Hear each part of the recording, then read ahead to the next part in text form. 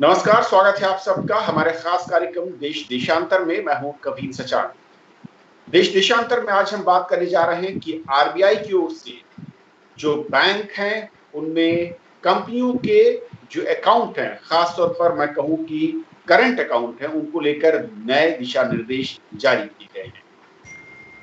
RBI के नए order के मुताबिक अब कंपनियों को उस बैंक में अपना करंट अकाउंट खुलवाना होगा जिससे वो कर्ज ले रहे हैं, और कर्जदाता की कंपनी के कैश फ्लो के बारे में पूरी जानकारी रहनी चाहिए। साथ ही साथ ये भी कहा जा रहा है कि बैंकिंग सिस्टम से 5 से 50 करोड़ रुपए तक के लोन वाले उपभोक्ताओं को करंट अकाउंट सिर्फ कर्जदाता बैंक ही खोल सकता है या वहीं पर खुलने चाहिए। नॉन लेंडिंग बैंक ऐसी कंपनियों में सिर्फ कलेक्शन अकाउंट खोल सकते हैं, यानी कि जिसमें सिर्फ पैसा आएगा। तो आखिर ये बदलाव क्यों किया गया है और इस कदम के मायने क्या है, इसका मकसद क्या है, और क्या इस कदम के साथ वो मकसद पूरा होता नजर आएगा या फिर आरबीआई को इसके साथ कुछ और मजबूत कदम उठाने की जरूरत होगी, और मौजूदा समय में सिस्टम क्या है और उसके नुकसान हमने बैंकिंग सिस्टम में क्या रहे हैं, ये भी समझेंगे अपने 3 बेहद खास मेहमानों से। हमारे साथ आज इस चर्चा में शामिल हो रहे हैं डॉक्टर अरविंद बिरमानी हैं, जो कि चेयरमैन है एग्रो फाउंडेशन। बहुत स्वागत सर आपका। हमारे साथ डॉक्टर केपी कौशिक हैं, प्रोफेसर हैं फिनांस एंड अकाउंटिंग एनआईएफएम से, सर स्वागत है। और रमेश सिंह जी हमारे साथ हैं, जो कि फॉर्मर एग्जीक्यूटिव डायरेक्टर देना बैंक, सर आपका भी स्वागत है। शुरुआत में रमेश जी आपसे करना चाहूंगा कि जो ये नया कदम है आरबीआई का कि जो भी कंपनियां हैं और जो कर्ज ले रही हैं वो सिर्फ और सिर्फ अपना जो करंट अकाउंट है उसी बैंक में खोल सकती है जहां से उन्हें कर्ज मिला है या कर्ज ले रही है, दूसरे अकाउंट से नहीं। मौजूदा जो क्लॉज हैं उसके तहत क्या खामियां या क्या चिंता थी इसके जरिए या इसको कम करने के लिए आरबीआई ने ये कदम बढ़ाया है? जी हाँ, सबसे पहले तो बता दूं कि जो भी कंपनियां इस समय आज के डेट में कैश क्रेडिट या ओवरड्राफ्ट फैसिलिटीज अपने बैंक से ले रही है, किसी भी बैंक से ले रही है, वे और कहीं पे भी करंट अकाउंट खोल ही नहीं सकती है। इसका मुख्य उद्देश्य ये रहा, क्योंकि देखा गया ऐसे नहीं कि रिजर्व बैंक ऑफ इंडिया ने ये गाइडलाइंस आज इशू की, ये 1994-95 से चल रही कि कोई भी बैंक कहीं से कर्ज लेता है तो उसका मिसयूज ना हो, इसके लिए वे उसी बैंक के साथ में सारा डीलिंग करे। लेकिन होता यह था कि कैश क्रेडिट और वर्किंग कैपिटल लोन, जिसे हम कहते हैं कि अपने बिजनेस के रोज के चलने के लिए जो लोन लिया है, रॉ मटेरियल खरीदना, प्रोसेसिंग करना, बना के बेचना, उसके सेल प्रोसेस को लाना, उन सब के लिए जो लिमिट किसी एक्स बैंक ने दी तो वहाँ से तो उसने लोन ले लिया। लेकिन जब उसको इसका मिसयूज करना हो, पैसे निकाल लेने हो और क्या पे डाइवर्ट करने हो, तो एक करंट अकाउंट और कहीं पे खोल के सारे सेल प्रोसेस को उस जगह पे जमा करके निकाल लेता था, और जो कि उसका जो रोजमर्रा का जो खाता किसी बैंक में था वहां पे वो रखने के बजाय पैसे निकल लेता। जब ये अनुशासनहीनता शुरू हो गई तो रिजर्व बैंक ने गाइडलाइंस पहले भी इशू की थी। उन्हें कहा था कि भाई आप लोग जब भी कोई बैंक आपके पास करंट अकाउंट खोलने के लिए आता है तो आप पहले छानबीन कीजिए, अगर वो कहीं पे भी कोई लिमिट एंजॉय कर रहा है तो उस बैंक से पहले एनओसी लीजिए, उसके बाद में अकाउंट खोलिए। लेकिन ये प्रैक्टिकली हो नहीं पाता था, खास करके सरकारी बैंकों से जो भी लिमिट लेते थे वर्किंग कैपिटल की, टर्म लोन की, और बाद में ये जो बोरोवर थे वे किसी प्राइवेट सेक्टर बैंक में या और कहीं पे भी जाके खाते खोलकर पैसे निकाल लेते थे और यहाँ पे अकाउंट एनपीए हो जाता था। और दूसरा ये भी होता था कि जब वो उसके बैलेंस शीट देता है बैंक के पास में, तो अपने सेल्स टर्नओवर दिखाता था 50 करोड़ के, लेकिन मैं उस 50 करोड़ के सेल्स टर्नओवर को तब जस्टिफाई कर पाऊंगा अपने बैंक में जहाँ पे मैंने लिमिट दिया कि जब मैं देखूं कि उसके सेल्स टर्नओवर की जो क्रेडिट इनफ्लो है, उसके जो सेल प्रोसीड्स है, उस एक्सटेंड तक या उसके 5-10% की वेरिएशन में वहां पे अकाउंट में जमा हुए। वैसे होता नहीं था, इसलिए रिजर्व बैंक ऑफ इंडिया को यह अल्टीमेटली एक बहुत ही आई शुड से कि मैंडेटरी करना पड़ा कि जो भी बैंक के पास से वो सीसीओडी लिमिट ले रहा है, अब वो कहीं पे भी करंट अकाउंट नहीं खोलेगा। लेकिन इसके अलावा अगर उसने टर्म लोन लिया हुआ है, दूसरी लिमिट ले रहा है, तो वो अपने उस बैंक के 10% से ऊपर जहाँ पे भी एंजॉय कर रहा है वर्किंग कैपिटल, पूरे अपना लिमिट जो लोन लिया है कहीं से भी, तो उसको सिर्फ कलेक्शन अकाउंट दूसरी जगह खोलेगा और बाकी सारे पैसे कलेक्शन अकाउंट से होके इस एस्क्रो मैकेनिज्म में वहां पे आएगा, ताकि सारे बैंकों को उसके बाद में टर्म लोन के इंस्टॉलमेंट साइडिंग से पेमेंट कर सके। ये वो मुख्य उद्देश्य था, ताकि इसका मिसयूज ना हो फैसिलिटी का। ओके, कौशिक सर, जो वित्तीय मैं कहूं कि अनुशासन की बात होती है पूरे के पूरे बैंकिंग सिस्टम में, और कंपनियों के लिए जिस तरीके के रेगुलेशन हमने देखे हैं आरबीआई ने और सरकारों ने तय किए, और उसका उल्लंघन बहुत ज्यादा होता रहा है। अब जबकि आरबीआई ने इसे मैंडेटरी कर दिया है, किस तरीके से देखते हैं इस पतले सकरे गलियारे को जिसका दुरुपयोग कंपनियां करती रही हैं, और इन नए कदमों से क्या वो पूरी तरीके से बंद होगा? देखिए, इसमें रमेश जी ने बिल्कुल सही कहा है कि ये जो रेगुलेशन है ये बहुत नया नहीं है, पहले भी ये रेगुलेशन था। आजकल अगर हम बैंकिंग क्षेत्र में देखें तो बैंकिंग क्षेत्र की अपनी कुछ समस्याएं हैं। पहली समस्या है non performing assets. Non performing assets का अर्थ है कि ऐसे लोग जिनको कि बैंक उधार दे देता है पैसा और वो अपने पैसे को लौटाते नहीं या समय से ब्याज नहीं देते। अभी पीछे भी समाचार पत्रों में आया था कि नॉन परफॉर्मिंग एसेट्स एक बहुत बड़ी चिंता है। दूसरा, जैसे ही नॉन परफॉर्मिंग एसेट्स बढ़ती हैं तो फिर फ्रॉड्स भी काफ़ी होने लग जाते हैं। फ्रॉड बहुत बड़ी चिंता है। कुछ लोग विदेश चले जाते हैं और इस सब का अल्टीमेट जो असर पड़ता है, प्रभाव पड़ता है, वो करदाताओं पे ही पड़ता है।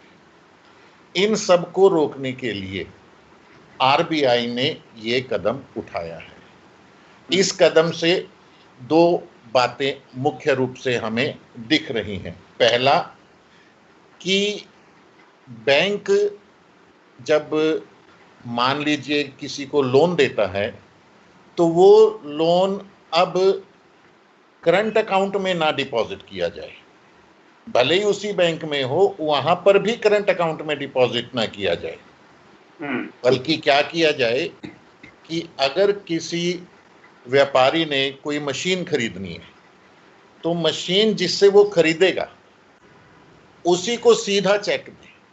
अन्यथा क्या होता था, लोन लेने के बाद अगर उसी बैंक में भी है तब भी वो उसमें करंट अकाउंट में उसको डालकर, चालू खाते में डालकर और उस पैसे का दुरुपयोग किया करते थे। दुरुपयोग का मतलब वो उस कार्य के लिए नहीं करते थे जो कार्य या जिस कार्य के लिए बैंक ने उन्हें वो पैसा दिया।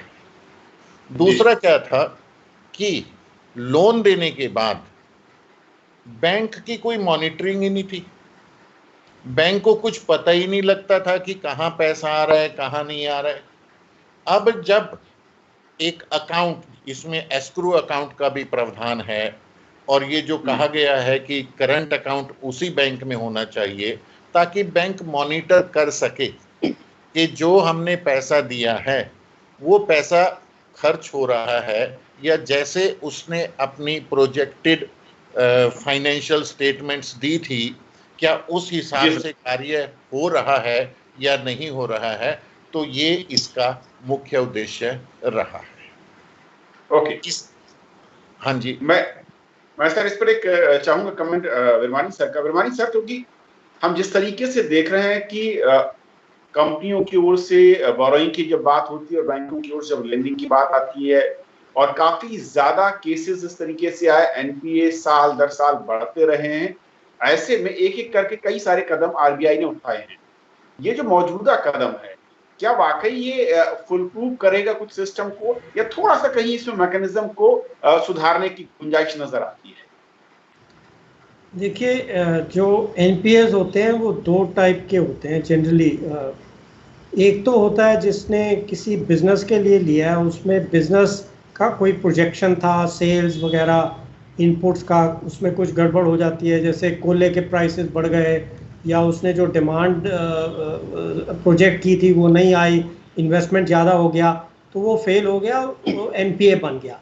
तो ये तो लेजिटिमेट चीज़ है। और दूसरी चीज़ है जो जिसको दिमाग में बंदे को पहले से ही फ्रॉड था कि मैं इस चीज़ में अपने बिजनेस में डालने के लिए नहीं ले रहा पर कुछ और करना चाहता हूँ, शायद कोई शेयर खरीदने हैं या मतलब बिल्कुल इलीगल चीज़ भी नहीं हो सकती पर कुछ और चीज़ which is not connected with the loan जो लिया है। तो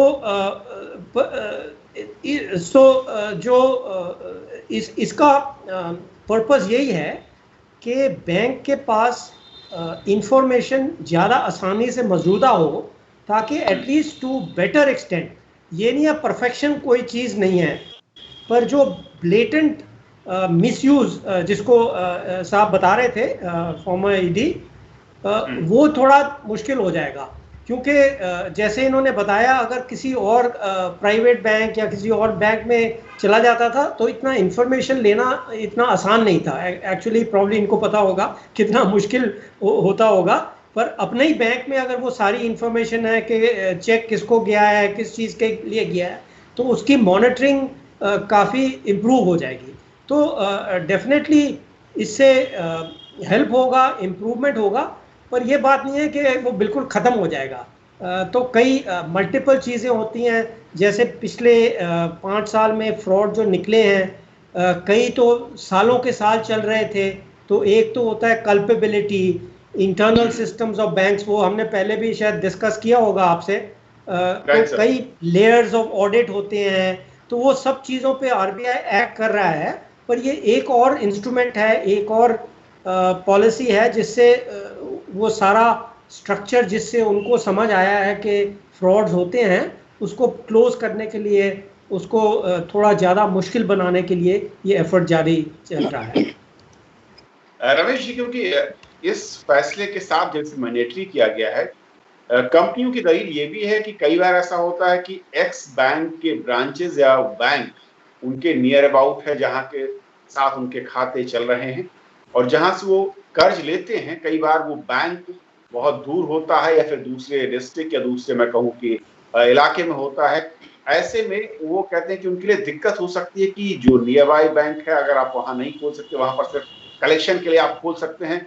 ये कितना वाकई प्रैक्टिकल डिफिकल्टी नजर आती है, या फिर मैं कहूँ कि यहाँ पर भी एक एक्सक्यूज, एक बहाना सिर्फ भर रही है?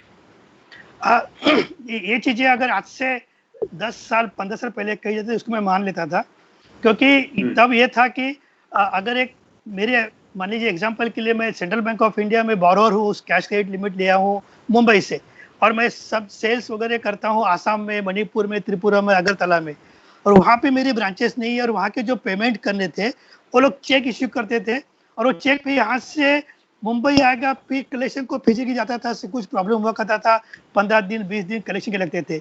अब वो नहीं रह गया। सारे बैंक वाले जो है, सारे बैंक वाले लगभग 100% लोग CBS पे आ चुके हैं, चेक ट्रांसैक्शन सिस्टम आ चुका है, इलेक्ट्रॉनिक फंड ट्रांसफर की सिस्टम अवेलेबल चुकी है, NEFT अवेलेबल है, RTGS अवेलेबल है। तो आज के डेट में किसी कंपनी का, किसी बोरो का ये कहना कि ये मुश्किल है, ये गलत है।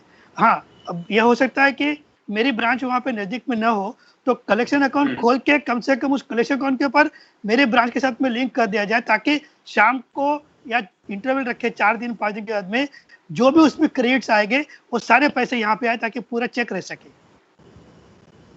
ओके, और क्या एस्क्रो अकाउंट के साथ इसकी गुंजाइश कम हो जाती है कि जो कर्ज ली हुई रकम है उसका दुरुपयोग नहीं होगा? देखिए, एस्क्रो अकाउंट के अंदर जो बैंक होते हैं, जब नॉर्मली हम जब टर्म लोन लेते हैं, जिसका इंस्टॉलमेंट हर महीने रेगुलर आना चाहिए, तो उसका वो कहीं पे और पैसे मिसयूज नहीं कर, इसके एस्क्रो अकाउंट में एक सारे फंडिंग होती है, वहाँ से सारे इंस्टॉलमेंट का, और जो main banker consortium leader bank होता है वो सारे बैंकों को उसका पेमेंट कर देता है। और साथ साथ में एस्क्रो अकाउंट के अंदर ये भी मैकेनिज्म सही है, जैसे अभी कलेक्शन के अकाउंट सारे पैसे यहाँ पे आएंगे, यहाँ से प्रॉपरली हर बैंक को पैसे बटेंगे, तो जो लिमिट जहाँ पे यूटिलाइज कर रहा है वहाँ पे उसके बराबर देखा जाएगा। और सबसे बड़ा जो एक ड्रॉबैक जो चलता था कि जब हम पूछते थे कि भाई उसके बैलेंस शीट में देखा कि उसका टर्नओवर दिखा रहा है 100 करोड़ का, और मेरे पास CC लिमिट जो ली हुई है वहाँ पूरे क्रेडिट सबमिशन जो पैसे आए हैं वो 55 करोड़ आए, फिर वो एक्सक्यूज था, सर मैंने क्या किया था कि मैं वहाँ पे मेरी ब्रांच नहीं थी, तो मैंने वो उधर खोल के ये अकाउंट में उसका करंट अकाउंट का स्टेटमेंट देता था, तो ये बड़ा मुश्किल होता था। लेकिन अब चूंकि GST भी आ चुका है, बहुत सारे पेमेंट डिजिटल पेमेंट के थ्रू करने हैं, इलेक्ट्रॉनिक सिस्टम से करने हैं, RTGS से करने हैं, ये चेक काफ़ी आ जाएगा। और अब ये करंट अकाउंट जो है और कहीं पे नहीं खोलेगा, उसका बहुत ज़्यादा बेनिफिट उस पर्टिकुलर बोरोर के लिए होगा, ताकि हम देख सकेंगे वो जेन्युइनली काम कर रहा है और कहीं पे मिसयूज नहीं हो रहा है। ओके, विरमानी सर, मैं थोड़ा सा इस तस्वीर के बड़े प्रारूप में आना चाहता हूं कि अगर इन तरह के तमाम स्टेप्स को समझें तो साफ तौर ये है कि जो कर्ज ले रही हैं कंपनियां उसका सही इस्तेमाल करें, दुरुपयोग न करें, और जो एनपीए हो रहे हैं खाते उनको रोका जाए। और जैसा कि आपने कहा बहुत अहम है कि दो तरह से एनपीए, एक तो मंशा पहले से ही खराब है, फ्रॉड की है लोन लेते वक्त, और दूसरा है कि बिजनेस में उतार चढ़ाव के बाद आपको घाटा हो रहा है।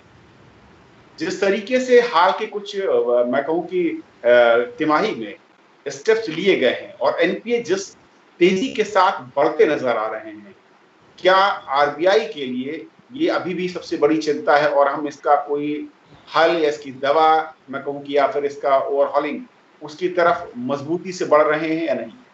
हाँ, बड़ा अच्छा क्वेश्चन है आपका। देखिए, पिछले मैं चीफ इकोनॉमिक एडवाइज़र था जब वो फाइनेंशियल क्राइसिस हुआ था, तो उसमें एक प्रॉब्लम थी कि ये दोनों चीज़ें हुई हैं, क्योंकि एक बड़ा बूम आया था तो बहुत सारे लेंडिंग हो रही थी, इंफ्रास्ट्रक्चर हो रहा था, पर एकदम क्राइसिस आ गया। तो क्वेश्चन था उस तरफ उस टाइम से एडजस्ट करना शुरू कर देना चाहिए था, बट अनफॉर्चुनेटली वो कुछ, अब वो पॉलिटिक्स वगैरह में तो नहीं जाना चाहता, पर उसका ऐसे बना कि वो एवरग्रीनिंग लेंडिंग चलती रही, तो उससे वो और बढ़ता गया एनपीए। तो उसका असर उस वक़्त वो सारा छुपा हुआ था। तो ये जब रिफॉर्म शुरू हुए, अब 214 के करीब, खास करके जब रघुराम राजन बना था और उसने थोड़ा प्रेशर दिया और फिर गवर्नमेंट ने आईपीसी पास की एट्सेट्रा, तो ये सारे उभर के आ गए। तो एक तो जिसको कहते हैं हम लेगेसी प्रॉब्लम, तो एक तो ये थी लेगेसी प्रॉब्लम। दूसरा 2019 में थोड़ा स्लो डाउन हुआ और उसके ऊपर से ये पैंडेमिक लग गया है। पर आरबीआई को अब एक्सपीरियंस है, क्योंकि जो कई वहाँ पे काम करते थे वो सब वहाँ पे हैं, तो उनको पता है कि पिछली बारी क्या हमने गलतियाँ की थी। तो प्रॉब्लम तो है ही सही, पैंडेमिक में कई लोगों को घाटा हुआ है, उसको कई फेल भी होंगे, एनपीएस बढ़ेंगे, बट द क्वेश्चन इज़ कि हमें अब इस तरह डील करना पड़ेगा कि जो जेन्युइन केसेस हैं उसका रेजोल्यूशन हो जाए और फिर हम आगे बढ़ सकें। क्योंकि अगर ये रेजोल्यूशन नहीं होगा और फिर एक जिसको कहते हैं सिर के ऊपर, सिस्टम के सिर के ऊपर ये बोझ पड़ा रहेगा, तो ग्रोथ पे इसका बहुत नेगेटिव असर हो सकता है। तो ये जो स्टेप्स लिए जा रहे हैं वो आरबीआई प्रिपेयर कर रहे हैं कि जब कोविड के बाद तकरीबन नॉर्मलाइजेशन होगी, समझो इस साल के एंड तक या अगले साल, तो हम तैयार हों। जो सिस्टम है, फाइनेंशियल सिस्टम है, गवर्नमेंट सिस्टम है, वो सब तैयार हों कि उसका हम फिर से हायर ग्रोथ पाथ पे जा सकें। तो ये सारी चीज़ें वो देख रहे हैं, it's a very good thing.